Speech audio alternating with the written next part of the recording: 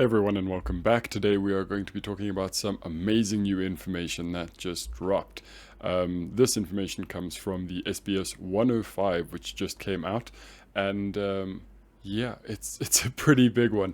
There's a lot of really cool information and a lot of really big discussion points in this particular SBS that I'm very excited to go over. But today is not that day. Today we are discussing one thing from this SBS only because that's how big this SBS is. There was enough content in there for us to be talking for a while. So the main thing I'm going to be talking about today is Zoro's lineage, because that has finally been revealed. This is a character that we've seen since like chapter 2, and yeah, people have been asking these questions, myself included, for a very long time now, and now we have official word from Oda on how all of this goes. So, before we get started, I think we need a few more swords around the place. Okay, now we have the sufficient amount of swords to have a discussion about Zoro's lineage, which, in case you're curious, is at least 3. We have plenty more than 3 here, at least sword-shaped things. We only really have one sword, but whatever.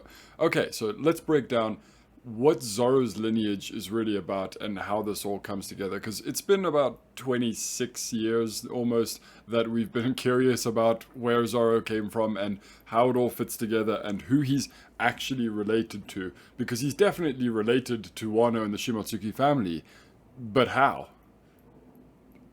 This is how. Okay, so how does this work? Well, what we have to kind of jump back to make this all make sense is Kozaburo leaving Wano. So it's definitely absolutely confirmed, even though we kind of already knew it, that Zoro is part of the Shimotsuki family, part of the Ryuma family, which is the zombie that he fought back in Thriller Bark. So partly why this channel is named Shimotsuki Kazuya is because of that Frost Moon, or that Shimotsuki family connection, because they are the coolest characters in One Piece, and Zoro is the peak of the coolest characters in One Piece. Yeah, One Piece, it's fine. And yeah, he's kind of my favorite character in all of fiction ever. He's incredible. So most of his other family members, including Yasuie, Ushimaru, and Kozaburo, all kind of have a lot of the same kind of characteristics and personality overlaps in a certain way that I think they're all great characters. Even the ones that we know almost nothing about, Koshiro, Kuina, even the ones we know almost nothing about are just really cool characters. So that whole Shimotsuki line is something that I'm a huge fan of, and I'm going to be making Enma as soon as I'm actually good enough at my smithing to be able to make Enma. So for me, Shimotsuki is quite a big thing, because Shimotsuki Kozaburo is the one that made Enma and is a great blacksmith in the world of One Piece, and that's what I want to be. Kind of prefer if I didn't look like Kozaburo necessarily, but hey, I guess it's not the worst. So, now, Kozaburo. Kozaburo left Wano 55 years ago, before the time of the current story. This is illegal, and we knew it was around 50 years ago from what we were told recently in the end of Wano. Before we get into that, actually, it is stated here that Enma was made for Odin, which we already knew was made for Odin, but we now know that Enma was made for Odin when he was 4 years old. So he'd already thrown his wet nurse across the room, he'd already caught those 2 rabbits.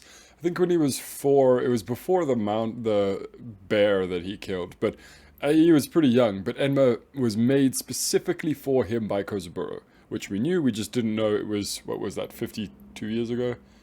Odin minus whatever the years are until he's 4, that's when they were made for him. So that'll be up here on the screen. This is when Enma was made. Cool to know. After that, an indeterminate amount of time after that, Kozaburo and 24, assumedly, other people from Wano left Wano and went all the way to the East Blue. I'm assuming that Kozaburo is one of the 25, not excluded from the 25. So 25 people left, and they managed to save a village in the East Blue that was getting attacked. 10 of these members stayed in the village, and they named it Shimotsuki Village. Kind of weird to save a village and then go, we live here now, and we're changing the name of the village, and we're going to be changing the genetics of this whole area, and also we're going to be doing kendo now. Like, hey, I'm all for it, but it's a bit of a forward strategy. But anyway, so from Wano, a whole bunch of cool samurai-looking people went from Wano 55 years ago and went all the way, and by the way, that's really far, all the way to the other side of the planet, essentially, to the East Blue, to where Zoro's hometown Shimotsuki village would one day be after that. So it's very interesting that it took the Straw Hats this long to get all the way through this journey. That's how far away Zoro's origins come from. It's actually kind of crazy. So here is a picture provided by Oda of Zoro's family tree. How very interesting. I cannot believe it's taken so long for us to get this information. But we needed the context of Wano, we needed the context of Kozaburo, we needed the context of Enma, and Kyoshiro and Kuina and all of that. We kind of needed a little bit more information on all of that, as well as the other Shimotsukis, before we kind of confirmed that Zoro is a Shimotsuki, which he absolutely is. So let's see this. We have Kozaburo to start with. So Kozaburo and a village girl, not very creative on the name there, had a child, and that person's child was Koshiro. So Kozaburo, Koshiro, Kuina, like straight line, which was confirmed in, I think it was 1033, which is Kozaburo's chapter, where Zoro says that he found out after Kozaburo died that that was Kuina's grandfather. So that makes a lot of sense. So Kuina's grandfather, being Kozaburo, smithed both Enma and the Wado Ichimonji. Married a village woman and had Kyoshiro. Kyoshiro had Kuina with an unnamed person, so we just kind of don't know who that is, but Kuina's mother. Cool, understand, fine. Both born in Shimotsuki village. Even Kyoshiro seems to have been born in Shimotsuki village, considering that's where Kozaburo met his wife. So Kyoshiro and Kuina and Zoro are all born in Shimotsuki village in the East Blue. So they, yes, are all related to the Shimotsuki, but they are all born in the East Blue. Now, that is the Shimotsuki side of this family. That is Kuina's side of the family that goes up that side. On the other side is where things get really, really interesting. So, Shimotsuki Furiko is Zoro's grandmother. So this Shimotsuki Furiko is a very interesting character because this is the older sister of Shimotsuki Ushimaru, the former daimyo of Ringo, the two peas in a pod. Very interesting that Oda was saying Ushimaru is not Zoro's father, but it is very strange that they look alike. It's because Ushimaru is Zoro's great uncle.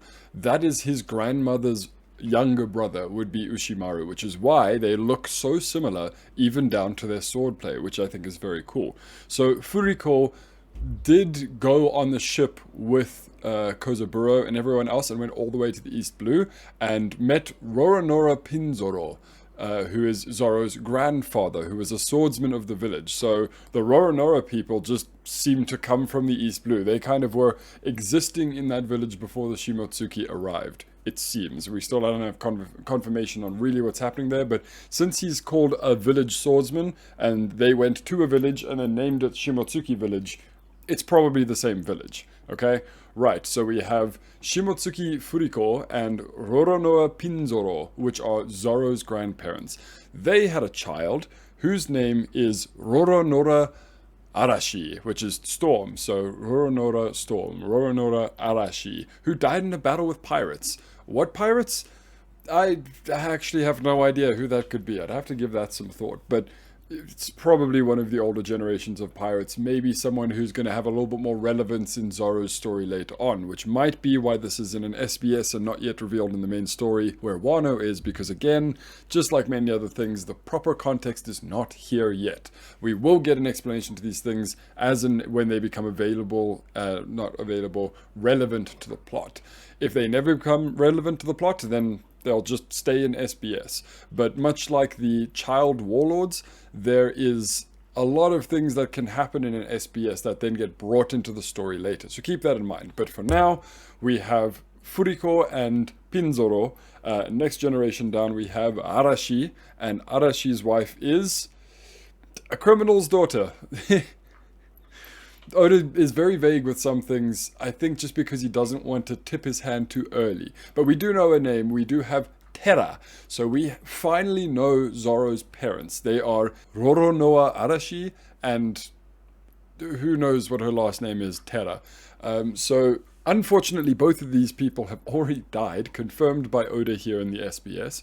One died to pirates and one died to illness. So that is 2, 3...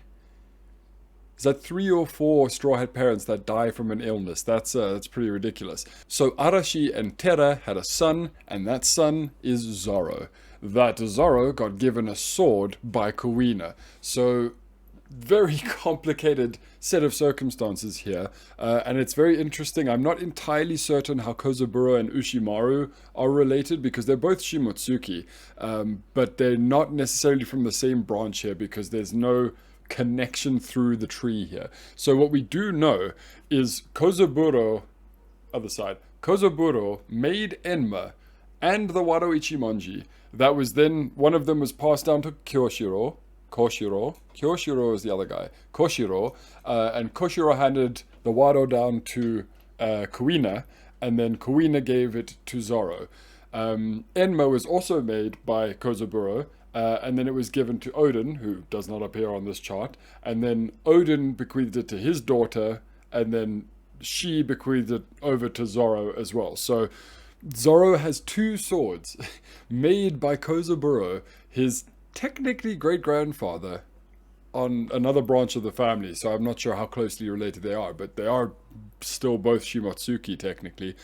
So 2 swords made by Kozaburo that were handed all the way down to female swordsmen. I guess Hiyori can technically be called a swordsman. She owns a sword now, so I suppose that's pretty close.